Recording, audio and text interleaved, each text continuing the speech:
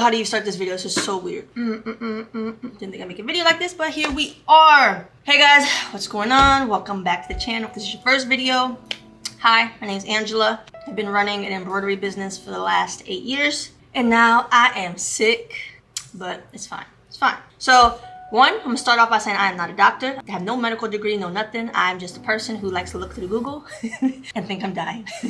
But no, all jokes aside, y'all know that for the pretty much last 2 years, since I was pregnant with Riel, I was only like 3 weeks pregnant with Riel. Like literally I just found out, but I also had these symptoms at the same time. And I was like, what is this? My hands started peeling. And I thought it was like eczema, whatever people call it. It's different ways. But that's what started. My hands started peeling. Now I've had my hands peel before and it would go away, but like it all started then. Never went away. 2.5 years now, I guess it's been. So that's what started everything. It was weird. And it progressively got worse to the point like, yup. Ooh, get out of here. So I'm just not a spider. My hands progressively got worse over time. I tried wearing like gloves. I did Vaseline. I did like a bunch of different ointments. Dermatologist gave me like antibiotic things for my hands, like creams. Nothing worked ever, period. It got so bad that I couldn't do a lot with my hands. Like my fingers always felt like it was missing layers of skin. So like touching anything really hurt. It felt like I had millions of paper cuts on my hands at all times. And it was only on one finger at first and it moved to the next one. It was always on the sides of my fingers. And it just hurt so bad. Like just doing anything, opening and closing your hands, it just feels like everything is ripping. That was like the biggest first sign that something weird is going on. So try to deal with it, but literally there was nothing I could do. Like it maybe would go away for like a few hours and then come back. Like it never was gone for more than like a few days. And every time it cleared up, I'm like, cool. And then next day you just wake up with a whole new cut. I'm like, that was not there last night. So y'all have seen that for the last bit. Y'all see me wearing my blue hospital gloves, my black gloves. I've tried so many things. And they're just so freaking raw. They would throb. It was not fun. So that's where it all started. And then when it got really serious was after I had Riel, I was about 2 months postpartum. And I just woke up one day feeling like I got hit by a bus. Like every joint in my body hurts. Every single place that your body can bend hurts. And I was thinking like, oh, did I get like COVID? Did I get flu, fever? Like, is this body ache? So like I dealt with it for a few days, but it didn't go away. So then we decided to schedule an appointment with a rheumatologist.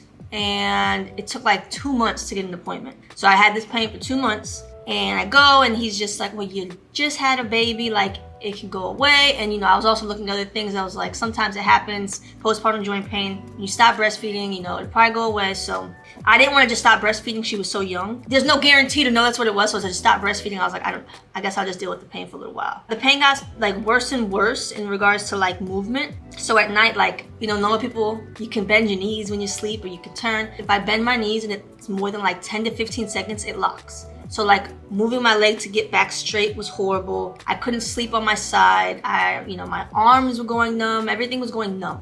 And that was like the biggest frustration. So rheumatologist at the time was like, well, I think you have carpal tunnel, but you can go to physical therapy. Go to physical therapy. So I went to physical therapy 3 days a week, pain an arm and a leg. Hey, he said physical therapy would help, dry needling, did that. Physical therapist said, ma'am, you've been here for 3-4 months and nothing has gotten better at all. It should have. I'm not God. You need to go see a neurologist. So I went to a neurologist. Neurologist thought I had MS. He was thinking that, but we got the MRI of my spine or CT of my spine. Came back totally normal. Says I might have some scoliosis, but like besides that, like totally normal. Now I did have nerve damage in my arms. He did confirm I have carpal tunnel in both my arms, wrists, arms, whatever. But that was that. So at that point, my hands started getting a little bit better in regards to pain and motion because I was like being able to write up until about a month ago was very difficult. I lost like the ability to write. Like my hand gets like super tired. Like it's like I can't grip, can't open like cans of tomato sauce. There's so much I can't do. And it started getting more and more like debilitating where I was getting frustrated because I can no longer go on the trampoline with the kids. I can't run any physical activity. Like y'all have seen me in videos where I like bend over and try to get up. It takes so long and it's so painful. When I tried to go down the steps, I had to start walking sideways like I was really old. Like no offense, but that's what I said. Like I just woke up one day 100 years old. So I used to be able to walk down the steps, just straight down the steps. But then I had to start walking one step, because my knees hurt so bad. My knees got so painful. I was like, Keenan, I'm so worried that something is really wrong with me, and the doctors keep telling me that I'm fine. My blood work keeps coming back fine, but I really feel that something is wrong with me, and the more I'm waiting, what if it's something serious? Like, and I'm just sitting here waiting, like, for your whole body to feel like this, complete pain 24 hours a day, and nothing. I wasn't given any medication, nothing. Like, and I have a high pain tolerance. If you don't know anything about me, my pain tolerance is crazy. So for me to be in pain all day, still push through, still work, but like literally like closing my hands, I wasn't able to do it. Like, there was so much that I have not been able to do for the last like year and a half, because that's when the pain like just popped up out of nowhere. It was frustrating. And then like I felt bad because I was embarrassed like to go to things for like Riley's school, because I can't like help like, you know, open the zipper pouches. I can't open markers. Riley had a camp day and I had to ask a 12-year-old to open some Chick-fil-A sauce for me because I couldn't open the container. Like, there was so much I couldn't do anymore. Certain things, like, I would just feel bad because kids want to go for a walk, they want to do things, and it's just like, I can't. And the kids, they don't understand. They don't get it. I just got so frustrated. And like y'all saw, I tried to take time off from work, and it was a lot because with what I do is embroidery, so I use my hands a lot. Now, a lot of what I do, luckily, it's kind of like muscle memory. It's more so like I could just do. So the only time I kind of felt normal in myself was when I'm here embroidering, because I was still getting it done. Yeah, it was painful, but I was still able to do it and still be productive and still feel like I was doing something. Versus at home, like trying to cut vegetables, trying to cook dinner, it was getting frustrating and it was painful to try to chop the vegetables. My hand would start burning, everything was hurting. I was like, I can't do this either. Like, I couldn't clean. Oh, that drives me crazy. I had to wait for Keenan to be able to like scrub the shower because I couldn't scrub. There was so much, I couldn't do it anymore. So that was so fun. Those are like some of like the bigger changes. So after I like kept trying to tell Keenan, like, listen, I'm gonna try one more time. And I said, you know what? Maybe I'm just gonna have my mother come with me, because my mother, something about a parent, I told her she's a little extra. If she just cussed me out, who cares? So I said, you know what? If anybody's gonna give me answers, it's gonna be my mother. So I looked on Google to try to find a rheumatologist with good reviews. I was like, okay, I need to find somebody that will actually listen to me, because my other doctor just kept telling me, I'm fine, your blood work is fine, Lyme's disease, normal, this is normal. So found a doctor, he had good reviews, so I called. It was like a month away, and I said, you know what? Okay, I could deal with the pain for another month. This is gonna be my last chance, trying to go. So I go see this doctor, he listens to me. He was funny, so he's younger. He's a younger doctor, and I think that made a big difference. I don't know. I felt like he understood, and he understands what I was saying and everything. And he just looked at me and saw how swollen all my joints were, and he was just like, "This sucks for you." And I couldn't stop laughing when he said that, because it's like he can actually see and he understands the pain. Like, he could just see it. He said, your body is so inflamed, it's ridiculous. Like, this is ridiculous. How are you walking around like this and dealing with this pain for a year with nothing? Like, he couldn't believe it. And he instantly was like, you know, I think it's rheumatoid arthritis. That's what he originally said. And I just was like, is there anything scary? Like, is there anything else it could be? Like, and he's like, I don't want to scare you with anything, so I'm not going to make you worried. I will touch you for other things, but I'm pretty sure it's rheumatoid arthritis, but we'll see. Now, that's what you guys heard when I told you guys in my last few videos, not the last one, but the few before that it was possibly rheumatoid arthritis, and I was bummed out. I was frustrated because it's chronic illness, and I was just like, oh, this sucks. But it is what it is. I got an answer. Okay, cool. Blah, blah. But it wasn't like a confirmed thing. That's just what he was thinking. So I have the recording of what it actually is, because I was waiting for my mom to be on FaceTime to come with me. She didn't answer, so I was going to record what he said, because I knew whatever he was going to say, I was going to be able to repeat it back to her the way he said it. So I have a doctor's recording. I'll play it here when he gave me my diagnosis. So I think what's going on here, so remember I said I was concerned you had rheumatoid arthritis? I don't think it's rheumatoid arthritis. So I think what it is there's this entity called Antisynthetase syndrome. Okay. So what came back on your lab work, your rheumatoid arthritis labs are actually normal. Okay. What came back is you have a very high muscle enzyme level. Your muscles are being broken down, perhaps slowly, but they are being broken down. And usually that process is an autoimmune process. So this falls into a category of diseases called myositis, or inflammation of the muscles. Within this category, there's this very rare entity called antisynthetase syndrome. and I'll give you information on it. But basically, it's an autoimmune disease where your body's immune system starts attacking different organs. And depending on what organs are affected, that determines what your presentation is. So in your case, it's most predominantly affecting the hands, but it may also be affecting the muscles, perhaps just not to a huge extent. So yeah, the diagnosis is Antisynthetase syndrome. Now let me tell you, after that appointment, man, my life done spiraled. I went, talk about you go to Google. Now he did tell us don't go to Google because it's so rare, there's so much misinformation, blah, blah, blah. But it was a lot. Like I just couldn't believe it. Now I was relieved to have an answer and relieved that one, since the first appointment that I went to, when he was saying it might be rheumatoid arthritis, he put me on medication right away. So by the time I saw him, when you heard this recording, things are starting to get better. Like my skin cleared, my hands, that cleared. It has not been cleared in over 2 years. It cleared. So I was starting to see some improvements. My joint pain got like a tiny bit better within that week. But it was a relief to know that whatever you have, at least something's being done to counteract what's happening in your body, because leaving it untreated for so long and just keeping it untreated was, frustrating to me because I didn't know how much damage was being done. So obviously after you get a diagnosis, you do start to go to Google, you start reading a lot of things, your mind starts to spiral. And then he said with the interstitial lung disease, that's usually can happen with the antisynthetase syndrome. The treatment for this is immunosuppression, to put you on medications that suppress the immune system. But there's a couple things we need to do. I need to get a CT scan of your lungs. I need to make sure this is not affecting your lungs. What can happen is this can actually attack the lungs, and it causes scarring and fibrosis in the lungs itself. It's called interstitial lung disease. I want to make sure that's not happening. If you haven't had shortness of breath, it's probably not happening, but we just want to make sure that that's not the case. So now all of a sudden Angela can't breathe. When someone tells you something, now you get all the symptoms. So now I'm like, I can't breathe.